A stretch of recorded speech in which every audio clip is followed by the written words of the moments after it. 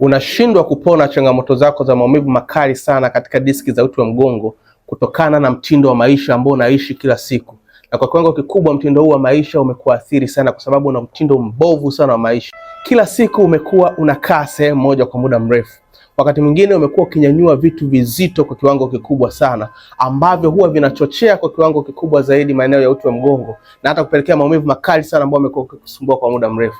Unaweza kawa unatumia dawa sahihi, lakini usipobadili mtindo wako wa maisha, changamoto yako itaendelea kukuathiri katika maeneo ya diski za uti wa mgongo na hata kufika hatua unakuwa mlemavu wa kudumu na muda mwingine unashauriwa hata kufanya upasuaji.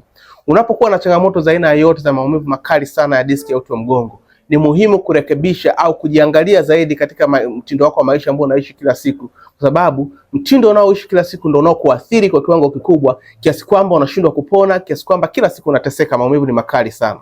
Nimekuwa nikusaidia watu wengi sana wa changamoto ya maumivu makali sana ya mgongo na maeneo ya nyonga. Naweza kawa ni wewe ni muhanga wa changamoto hii na umekuwa ukisumbuka kwa muda mrefu. Ninalo suluhisho la kudumu. Hakikisha kwamba unawasiliana nami.